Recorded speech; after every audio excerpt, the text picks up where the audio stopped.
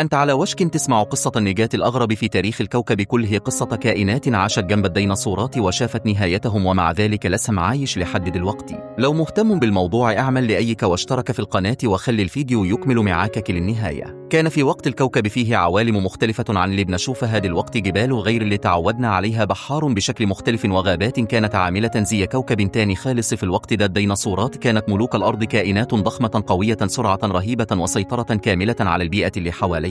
لكن الغريب أن الحيوانات اللي كانت عايشة معارهم وقتها مش كلها انتهت في كارثة الانقراض، وفيه كائنات قدرت تعيش وتعدي المرحلة دي كلها وتوصلوا لعصرنا الحالي من غير ما تختفي. والسؤال هنا ليه دول اختفوا ودول عاشوا؟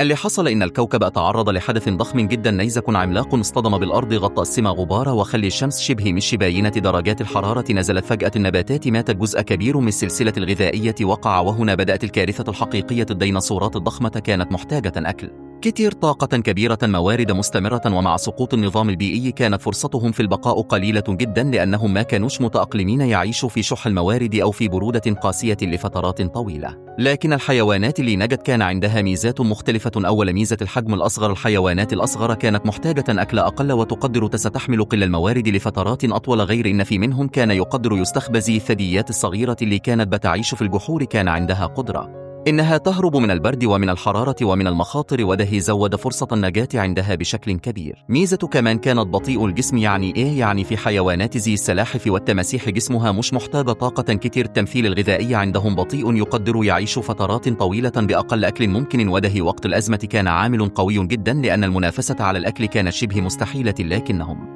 يقدروا يستنوا لحد ما الظروف تتحسن. مثال واضح جدا، تماسيح التمساح كان موجود وقت الديناصورات ولسه موجود لحد دلوقتي، لأنه بيقدر يعيش في ألم، يقدر يقعد فترة طويلة من غير أكل، جسمه متصمم للبقاء مش لرفاهية، وجهزته الحيوية قوية جدا. السلاحف برضة نفس الفكرة، جسم قوي، عمر طويل، واستهلاك قليل للطاقة. وكمان عندك أسماك القرش اللي موجودة من ملايين السنين وقدرت تتأقلم مع تغييرات كتير جدا حصلت في المحيطات. الميزة الثالثة كانت المرونة في الأكل، حيوانات كتير من اللي نجوا كانوا يقدروا ياكلوا أي حاجة، نباتات لو موجودة، حشرات لو متاحة، مواد بسيطة جدا، ولو الدنيا باظت كانوا يقدروا يكملوا بحاجات قليلة. الثدييات الصغيرة وقتها كان عندها قدرة على التنوع في الغذاء، وده يساعدها تعدي المرحلة دي وتبقى أساس تطور البشر بعد كده. الميزة الرابعة كانت الحماية الطبيعية، في منهم كان بيستخبى في الجحور، في منهم كان بيعيش في الأعماق، في منهم بيقضي وقت طويل تحت ألم، وبالتالي لما حصل الدمار الشديد على سطح الأرض كانوا بعيدين شوية عن أسوأ التأثيرات، وده خلي فرص بقائهم أكبر بكتير من الكائنات المكشوفة زي الديناصورات الضخمة. الموضوع كمان مش مجرد قوة جسدية، لأن الديناصورات كانت أقوى بكتير، لكن الفكرة أن البقاء مش للأقوى، البقاء دايما للأكثر قدرة على التكيف، اللي يقدر يغير طريقته في العيش، اللي جسمه يساعده يستحمل، اللي يقدر يتصرف وقت الأزمة، مش اللي يعيش في رفاهية.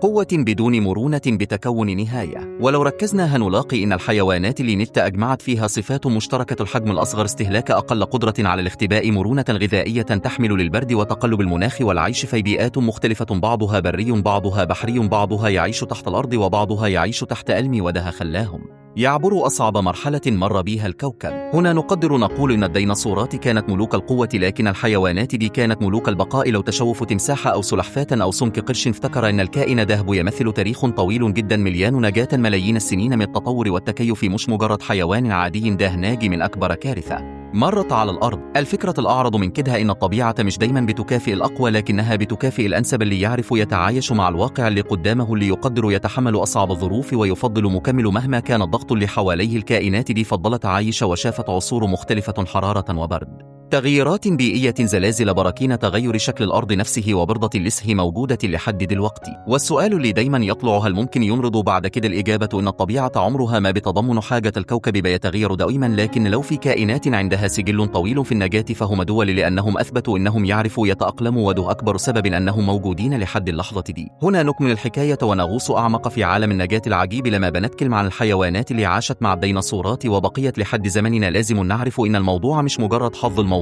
كان تجربة بقاء حقيقية استمرت ملايين السنين، وكل كائن كان بيقدم ملفه للطبيعة، يا إما يثبت أنه ينفع يعيش يا إما يختفي للأبد. من ضمن أسباب النجاة المهمة إن الحيوانات دي ما كانتش معتمدة على نظام حياة واحد، كان عندها أكثر من طريقة تعيش بها. يعني لو مصدر للأكل اختفى تقدر تعتمد على غيره، ولو بيئة تدمرت تقدر تنتقل لبيئة مختلفة، ولو الجو أتغير بشكل قاسي يقدر جسمها يتأقلم ما بين برد شديد أو حرارة عالية ودهي، لأن طبيعة جسمهم مرنة مش مرتبطة بظروف مثالية محددة. غير كده في حاجة مهمة جدا اسمها التوازن الحيوي. الديناصورات كانت قمة الهرم الغذائي، وكان اعتمادها كبير جدا على استقرار السلسلة الغذائية. أي خلل بسيط كان يدمرهم، لكن الحيوانات اللي نجت كانت موجودة في درجات مختلفة من الهرم، بعضها بياكل حشرات، بعضها بياكل بقايا، وبعضها بياكل أي حاجة حرفيا. وده خل احتمالية بقائهم أكبر بكتير، لأن اعتمادهم ما كانش على نظام واحد ثابت لازم يفضل شغال. ولو جينا للحيوانات اللي عاشت في ألم زي التماسيح وأسماك القرش، فدول ليهم قصة تأونية. البحر دايما كان عنده قدرة أكبر على الحفاظ على حياة أطول من اليابسة، لأنه بيتأثر لكن مش بنفس قوة تأثير اللي بيحل على سطح الأرض. كائنات البحر كانت عندها مساحة أكبر للهروب وأماكن أعمق للاختباء وأنظمة غذائية مختلفة عن اليابسة، وده خلاهم يعبروا الأزمة بشكل أفضل. أما الكائنات الصغيرة اللي كانت بتستخبى تحت الأرض فده كانت عبقرية في البقاء، لأن لما الدنيا كانت بتولع فوق أو بتتجمد فوق هم، كانوا في مكان آمن نسبيا بعيد عن أخطر تأثيرات الحرارة والغبار والبرد. كانوا عايشين في بيئة ثابتة نسبيا قدرت تحميهم في أصعب فترة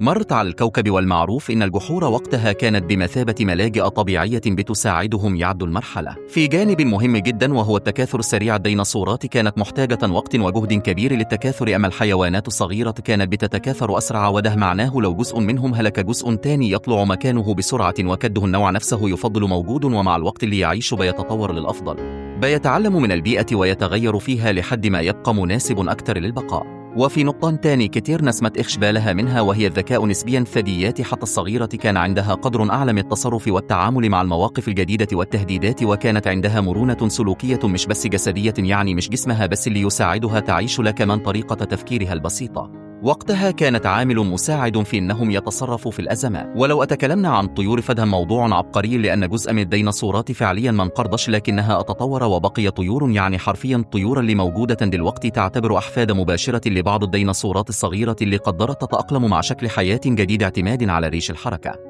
السريعة، الحجم الأصغر، وقدرة الطيران اللي ساعدتهم يهربوا وينتقلوا ويلقوا أكل في أماكن مختلفة. ومع مرور ملايين السنين الحيوانات دي واجهت بعد كده عصور جليدية وتغيرات مناخية رهيبة وبرضة كملت، وده يثبت أن الذي قدر ينجو من حدث الانقراض العظيم بقي عنده خبرة بيولوجية حرفيا تخليه ينجح بعدها. الطبيعة اختبرته اختبار شديد ولو عد الاختبار ده يبقى مؤهل يعيش فترات أطول بكتير من غيره. هنا نرجع ونؤكد أن فكرة النجاة مش صدفة، لكن نتيجة صفات بنيت مع الوقت. جسم قابل للتكيف، عقل بسيط لكنه عملي، قدرة على الاقتصاد في الطاقة، تحمل شديد للظروف الصعبة، تنوع في الأكل، مرونة في السلوك، حماية طبيعية سواء تحت الأرض أو تحت المياه أو في الطيران. وكل ده خلاهم مش مجرد ناجين لكن أبطال بقاء حقيقيين. وبين كل دي الإنسان نفسه ما كانش موجود لسه، لكن وجود الثدييات الصغيرة وقتها واستمرارها هو اللي خلانا كبشر نكون موجودين بعد ملايين السنين، لأنهم هم الأساس الأول لسلسلة تطور كبيرة انتهت بوجود الإنسان اليوم. ولو كانوا انقرضوا زي الديناصورات ما كناش هنكون هنا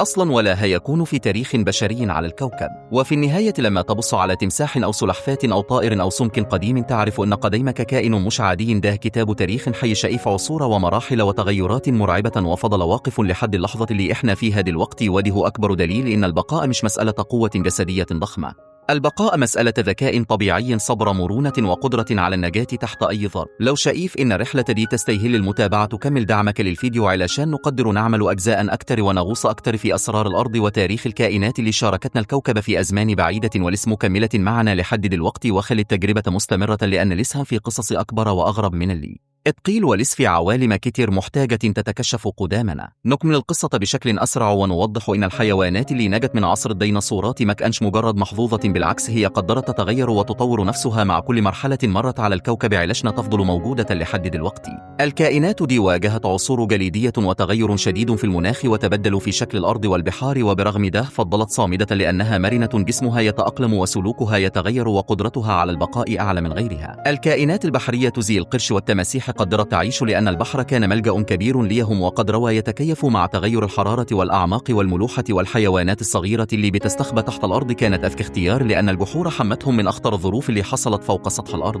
الطيور مثال واضح على التطور، جزء من ديناصورات اتغيى وبقي طيور قدرة الطيران خلتهم يهربوا يدوروا على أكل ينتقل من مكان للتاني، وده كان سبب كبير في استمرارهم لحد عصرنا الحالي. أما الثدييات الصغيرة فهي أساس قصتنا لأنها اللي كملت السلسلة لحد الإنسان. وجود البشر لنا ردها جزء من رحلة النجاة الطويلة اللي بدأت بعد اختفاء الديناصورات. الخلاصة إن الحيوانات اللي فضلت عاش علمتنا إن البقاء مش للأقوى جسديا لكن للأقدر على التكيف، للأكثر صبرا ومرونة، اللي يعرف يعيش تحت أي ظرف مهما كان صعب. لو حاب نكمل الرحلة ونروح لقصص أعمق عن تطور الكائنات ودور كل نوع في تاريخ الأرض، ادعم الفيديو بلايك واشتراك وخلي السلسلة تكمل معاك للآخر. وبكده نكون وصلنا لنهاية الرحلة الطويلة مع قصة النجاة الأعظم في تاريخ الكوكب، قصة كائنات قدرت تعيش بعد أقوى كارثة مرت على الأرض، وتثبت أن البقاء دائما للأكثر قدرة على التكيف مش للأقوى بس. ولو وصلت للنقطة دي يبقى أنك فعلا مهتم، وده يشرفني جدا وجودك معنا.